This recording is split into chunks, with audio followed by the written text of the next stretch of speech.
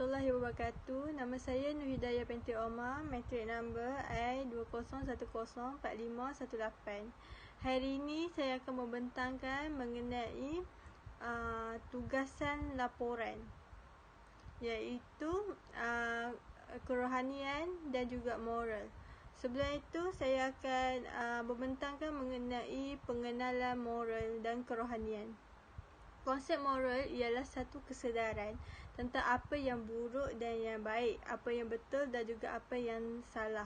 Manakala kerohanian pula telah melibatkan rohaniah ataupun jiwa seseorang itu. Rohani merupakan sesuatu yang berlawanan dengan jasmani, iaitu perkara yang bukan berbentuk fizikal dan tidak dapat dilihat oleh mata kasar sifat dalaman seseorang itu. Sebagai contoh, individu itu di dalam agama Islam seperti akidah, ibadah serta mempelajari Al-Quran.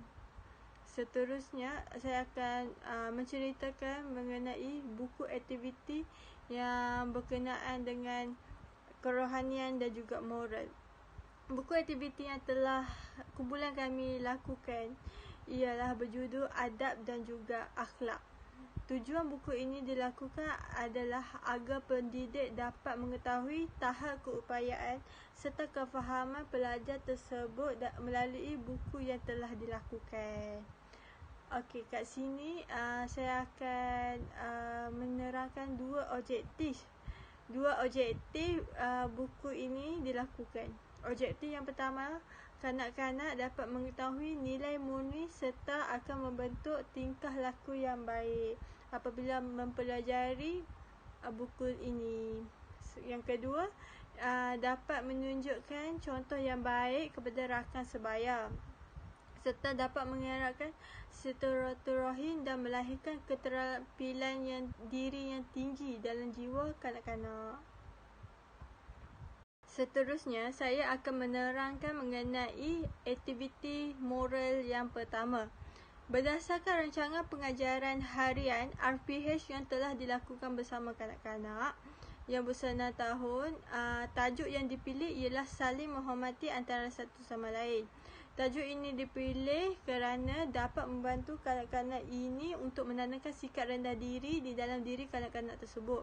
Selain itu, pelajar akan ditunjukkan penayangan video bagi kanak-kanak lebih memahami konsep saling membantu antara satu sama lain.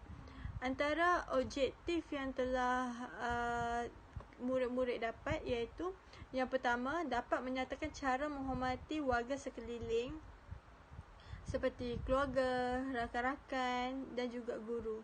Yang kedua, dapat memupuk pelakuan saling menghormati antara satu sama lain. Yang ketiga, dapat menunjukkan contoh yang baik kepada rakan sebaya serta menanamkan sikap rendah diri di dalam diri. Antara bahan-bahan yang telah digunakan untuk melakukan aktiviti ini ialah skrin LCD dan juga pembesar suara, akhir sekali lembaran kerja. Antara kaedah yang telah dilakukan dalam aktiviti saling menghormati ini ialah kaedahnya ialah simulasi, manakala menggunakan dua teknik, iaitu teknik yang pertama ialah penayangan video serta latihan. Latihan yang dilakukan ialah soal jawab serta lembaran kerja di dalam buku aktiviti adab dan juga akhlak. Dengan aktiviti latihan serta soal jawab, pelajar akan dapat lebih memahami banyak kebaikan yang diperolehi jika kita saling menghormati antara satu sama lain, dan dengan memperolehi sikap yang sebenarnya, kanak-kanak dapat mengetahui cara yang lebih beradab di dalam kehidupan. Assalamualaikum dan selamat sejahtera. Okey, hari ini saya nak ceritakan tentang rancangan pelaksana harian yang saya lakukan kepada kanak-kanak yang berumur 6 tahun. Okey, tema RPH tu ialah pendidikan moral. Tajuk RPH tersebut adalah tanggungjawab saya. Okey, objektif kepada aktiviti yang dilakukan ni, di akhir pembelajaran, kanak-kanak dapat menyatakan setiap tanggungjawab yang perlu dilaksanakan. Kanak-kanak dapat berinteraksi dengan yakin bersama rakan-rakan sekelas, dan kanak-kanak dapat mengamalkan kebersihan di setiap tempat, bermaksud kanak-kanak mengamalkan bersiar di rumah, di sekolah dan di kelas. Okey, antara teknik dan kaedah yang dilakukan ialah tayangan video serta latihan. Okey, latihan dilakukan ialah sesi soal jawab serta menyiapkan lembaran kerja. Bermaksud sesi soal jawab tu, pendidik menanyakan soalan kepada kanak-kanak sekiranya mereka tidak faham dan kanak-kanak perlu menyelesaikan lembaran kerja yang telah diberikan. Okey, antara lembaran kerja dia ialah yang macam ni.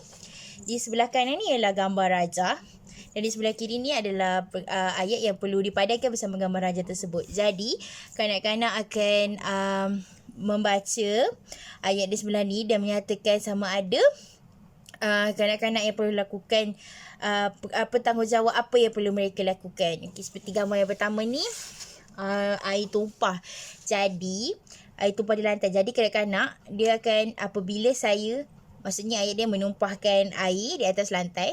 Jadi saya patut lap lantai atau minta ibu yang lap lantai. Jadi tanggungjawab saya tu bermaksud kanak-kanak sendiri punya tanggungjawab. Jadi mereka perlu memandankan perkataan di sebelah ni dengan gambar raja tersebut. Sekian, terima kasih. Assalamualaikum warahmatullahi wabarakatuh. Nama saya Nurul Zahidah binti Zakaria, memegang nombor matrik I20104390. Hari ini saya akan membentangkan RPH. RPH yang saya lakukan adalah ke atas kanak-kanak yang berusia 6 tahun dan tajuk yang telah saya pilih ialah sifat mahmudah dan sifat mazmumah. Tujuan RPH ini dilakukan adalah untuk membantu kanak-kanak mengenal mana sifat yang baik dan juga mana sifat yang buruk. Hasil pembelajaran ini, kanak-kanak dapat mengenal sifat mahmudah dan juga sifat mazmumah. Kanak-kanak dapat mengaplikasikan akhlak yang baik dalam kehidupan seharian mereka. Kanak-kanak dapat menggunakan ayat yang mudah dan jelas. Okey, antara teknik dan kaedah yang dilakukan ialah simulasi di mana pendidik memberi penerangan tentang sifat mahmudah dan juga sifat mazmumah. Serta teknik yang dilakukan ialah penayangan video dan latihan. Latihan yang dilakukan ialah soal jawab dan juga lembaran kerja yang disediakan oleh pendidik itu sendirilah. Aktiviti latihan serta soal jawab yang dilaksanakan oleh pendidik dapat membantu kanak-kanak untuk lebih memahami apa yang dimaksudkan dengan sifat mahmudah dan sifat mazmumah serta perbezaan di antara kedua-dua sifat ini. Assalamualaikum warahmatullahi wabarakatuh. Nama saya Nur Fazli binti Cik Omar yang memegang nombor matrik I20101470. Okey, saya ingin membentangkan RPH iaitu rancangan pengajaran harian.